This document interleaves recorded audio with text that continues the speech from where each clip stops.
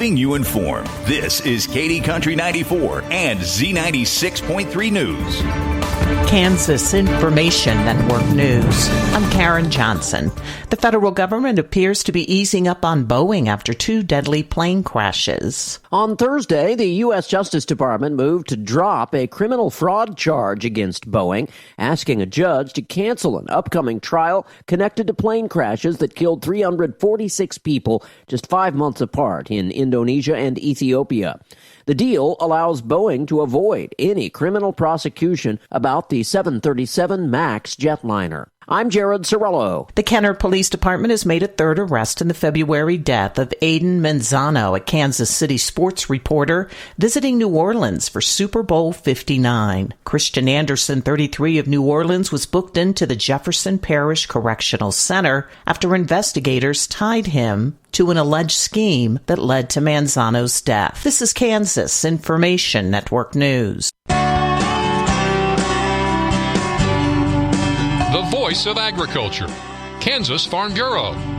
The USDA has shut down ports of entry to cattle, bison, and horses entering the U.S. from Mexico. The move is an attempt to stop a pest called the New World screwworm from moving across the border. Adult screwworm flies lay eggs on a wound of a warm-blooded animal. Now, when that larva hatches, it then eats the flesh and burrows into the wound, and this can cause infections and even death. Farm Bureau economist Barrett Nelson says screwworms were eradicated in the U.S. in the 60s using the sterile fly technique. That's when sterile flies are grown and released to slow the breeding process. Now, screwworms are becoming a problem again in Central America and Mexico. This is something that we need to take very seriously, and we got to get a new fly production facility moving and underway. Listen again here for more from the voice of agriculture, Kansas Farm Bureau.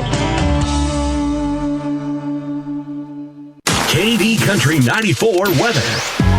Here's a look at your local weatherology forecast. Ample sunshine expected today with daytime highs approaching 80. Southwesterly winds 5 to 10 miles per hour. Tonight, lows level off around 56. Slight chance for showers. Tomorrow, daytime highs approaching 86, mainly clear skies. From the Weatherology Weather Center, I'm meteorologist Jennifer Wojcicki on KD Country 94. Currently, it's 68 degrees. Your number one source for local sports in North Central Kansas.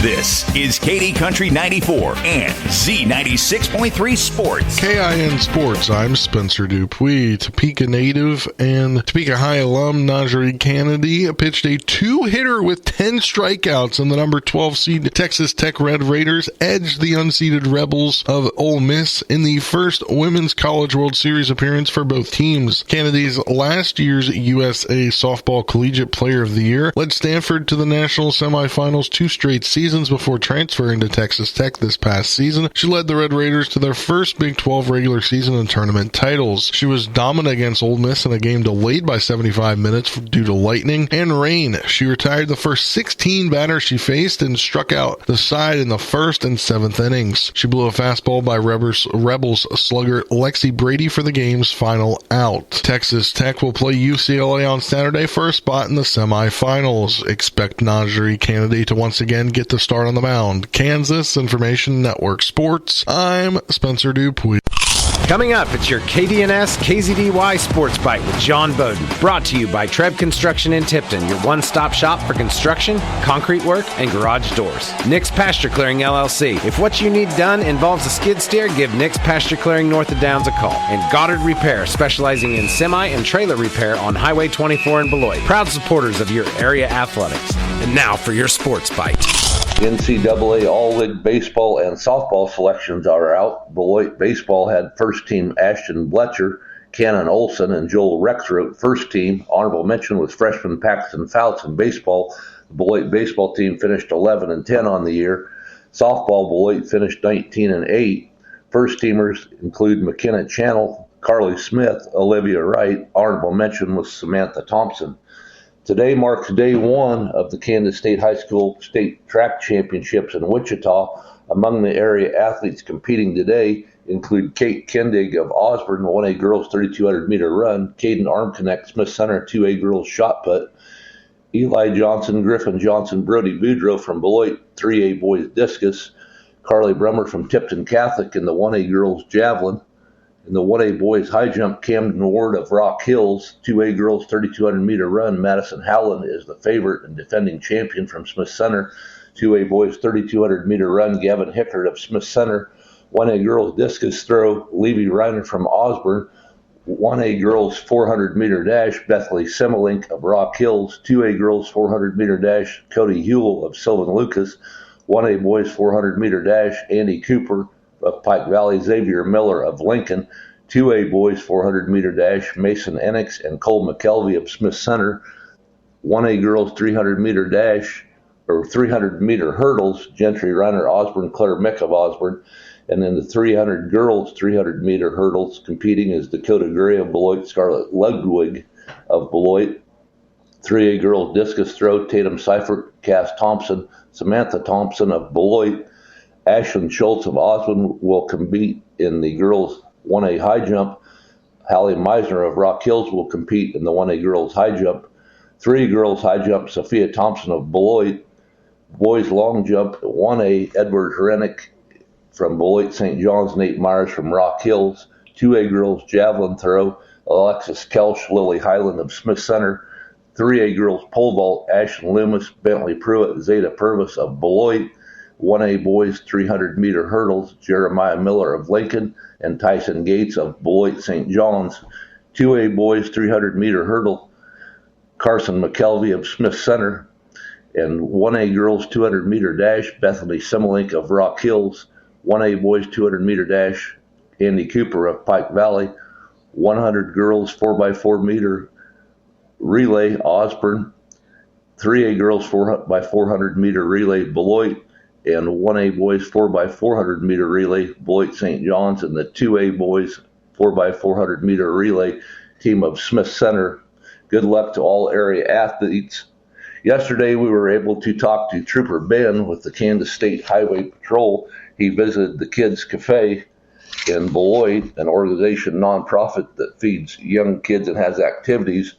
Trooper Ben said that the 100 days between Memorial Day and Labor Day are unfortunately deadly on Kansas roads for area teens. In the state of Kansas, at least 7 young teenagers and kids are killed a day in the United States. Trooper Ben said parents and kids need to know about this. This is a concerning time or should be a concerning time for parents or those that handle little kids or littler kids. This is what we refer to as the 100 deathless days for teen drivers. It starts at the very end of the school year, basically Memorial Day till Labor Day, where we see an increase of teen deaths across the nation, including Kansas.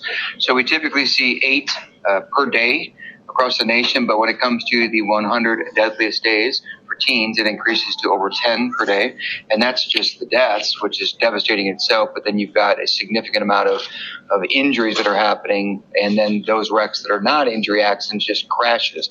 So it's a big, big time. What do we do with it? Well, we remind parents and students and those that are driving that we need to make sure we're in control of ourselves and our vehicle, slowing down, making sure we are not becoming too distracted, especially with teenagers. They're in the vehicles during the summertime, not just with themselves, but with many other friends. So it causes further distractions. And they're staying up later. They're getting up at different times. Also during the school year, we've got school zones, but now there's not school zones. So the general public is getting used to this new rhythm of the season.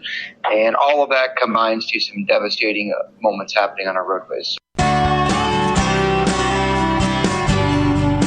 The voice of agriculture, Kansas Farm Bureau. The USDA has shut down ports of entry to cattle, bison, and horses entering the U.S. from Mexico. The move is an attempt to stop a pest called the New World screwworm from moving across the border. Adult screwworm flies lay eggs on a wound of a warm-blooded animal. Now, when that larva hatches, it then eats the flesh and burrows into the wound, and this can cause infections and even death. Farm Bureau economist Barrett Nelson says screwworms were eradicated in the U.S. in the 60s using the sterile fly technique. That's when sterile flies are grown and released to slow the breeding process. Now, screwworms are becoming a problem again in Central America and Mexico. This is something that we need to take very seriously, and we got to get a new fly production facility moving and underway. Listen again here for more from the Voice of Agriculture, Kansas Farm Bureau.